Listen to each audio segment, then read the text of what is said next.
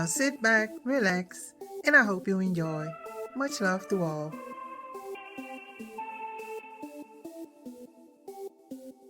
We are used to referring to the individual 12 disciples by their anglicized names, as found in English translations of the Bible, names such as Peter, James, and John, but only knowing the English forms of their names is somewhat like thinking the name of the famous French king Charlemagne was Charles.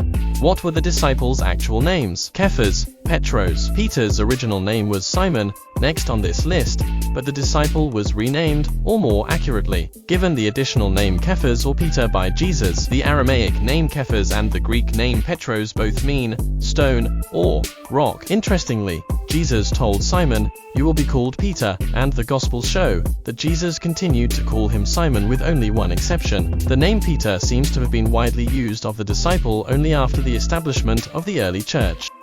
Shimon, the name of Simon, both Simon Peter and Simon the Zealot, was the Hebrew name Shimon, meaning he has heard. In Jewish culture, the one who had heard was understood to be God, and this name was often given when a child was conceived as a result of prayer, though Shimon became a popular Jewish name without reference to its original meaning.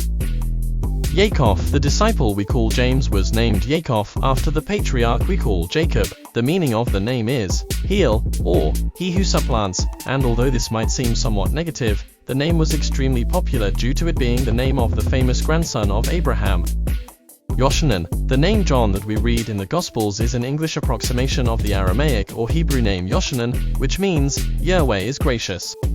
Bar Talmai, Bartholomew's name was actually a fusion of Aramaic and Greek. He was called Bar Talmai in Aramaic, which means the son of Talmai, Talmai being an Aramaic form of the famous Greek name Ptolemy. The disciple is also called Nathanael in the Gospel of John, because his full name in Aramaic was probably Nathanael Bar Talmai, Nathanael son of Talmai. The name Nathanael meant God has given.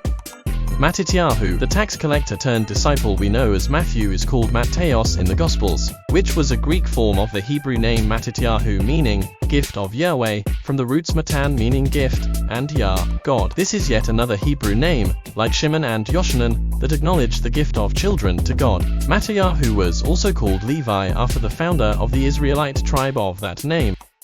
Matama or Taom, this was the name of Thomas, an Aramaic name that means twin. In the Gospels, the disciple is also called Didymus, which is the Greek name with the same meaning. Early traditions state that the disciple's full name was Judas Thomas. Theudas, the name of the disciple called Thaddeus in the Gospels, was a variant of Theudas, a Greek version of the name Judas. The 4th century scholar Jerome called Thaddeus Trinomius, meaning the man with 3 names, because in the Gospels of Matthew and Mark the apostle is listed as Thaddeus. In some versions of Matthew 10:3 he is called Lebbeus, whose surname was Thaddeus, and Luke replaces the name Thaddeus with Judas son of James. The apostle John also calls Thaddeus Judas, not Iscariot. Andros, also a Greek name. Andros was the disciple we call Andrew. The New Testament does not mention any Hebrew or Aramaic name for this disciple, so he was probably from a region of Palestine in which Greek was widely spoken. The Greek name means manly or masculine.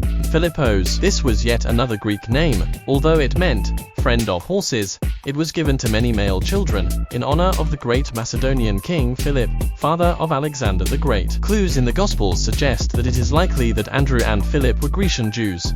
Yehuda, the name of the disciple Judas, was actually the name Yehuda, normally translated into English as Judah. Ironically, in the case of the betrayer of Christ, the name means praised, but it was a very common name in 1st century Palestine given in honor of the patriarch Judah, founder of the tribe of the same name. The name Iscariot, sometimes given to the disciple Judas, was not a last name, but means of Kerith, a town in Judah. Knowing the meanings of the individual disciples' names sometimes helps us understand what is said in the New Testament, and the Greek names that were used of many of the 12 help us understand the importance of the Greek language in the time of Jesus and why the New Testament writings were preserved in Greek. Thank you for watching. I hope to see you again. Till the next time, much love.